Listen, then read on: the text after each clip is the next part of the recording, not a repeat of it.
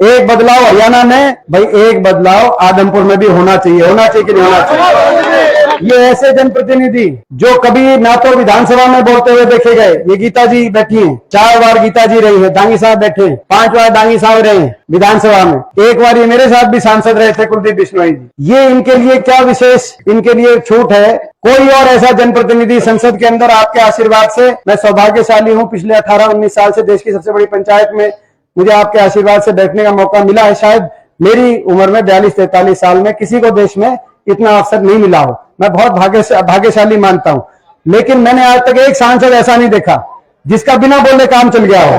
और ये कहते हैं, गीता जी बताएंगी, दांगी साहब बताएंगे, ये आज तक एक विधायक ऐसा हरियाणा विधानसभा में हमने नहीं देखा जिसका, बताओ गीता जी वे बोलते हैं क्या हरियाणा विधानसभा में? बोलेंगे तो कब जब विधानसभा में जाएंगे ना जाते वोट मांगेंगे ना जाते ही नहीं। फर्स्ट डे हाजिरी लगा के आता है टीएडीए के लिए, एक दिन फर्स्ट डे टीएडीए की हाजिरी लगा के हफ्ते के बाद जो अपना वो आता है, तनख्वाह आती है सारे वापस कर दीजिए ग्रांट के, और ग्रांट जो ग्रांट आती है, कोटा आता है, एमपी कोटा विधान। ऐसा एक जनप्रतिनिधि देश में, सवाल आएगा कौन बनेगा करोड़पति में, ऐसा एक जनप्रतिनिधि बताओ जिसकी ग्रांट भी नहीं लगती, हल्के में वापस सरकारी खजाने में जमा होती है, और वो नाम एक ही है, आपको पता है कौन नाम है। तो भाई ऐसी छूट नहीं देनी चाहिए।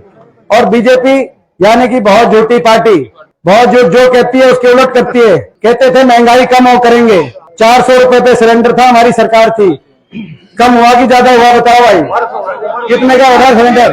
कहते थे किसान की आमदनी दुगनी करेंगे, किसान के दुख दुगने कर दिए। कहते थे, अब ये सनम की बात है, कहते थे एक और नारा था कि काला धन लाएंगे, विदेशों से काला धन लाएंगे, सबके बाटे 15-15 लाख आएंगे।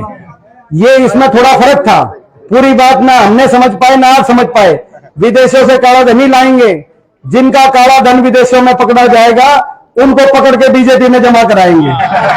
यही बात है ना भाई। इसीलिए आपने भाई देखो, ये राजनीतिक अनैतिकता है। बीजेपी ने कहा, हमने नहीं कहा, बीजेपी ने कहा कि इनकी विदेशों में संपत्ति पकड़ी गई, कई 100 करोड़ की संपत्ति पकड़ी गई, हमने नहीं कहा।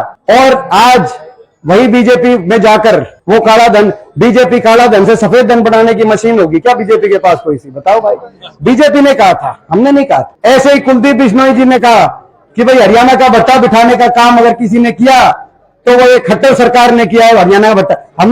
हमने तो का ही काम, अगर ये कुलदीप बिश्नोई भी कहते थे कि नहीं कहते थे? बताओ भाई, रात को क्या काला धन सफेद हो गया और बीजेपी अच्छी होगी भाई? तो ये मैं समझता हूँ राजनीतिक नैतिकता का भी तराजू पे तोलकर आपको मन आत्मा से ये फैसला करना है।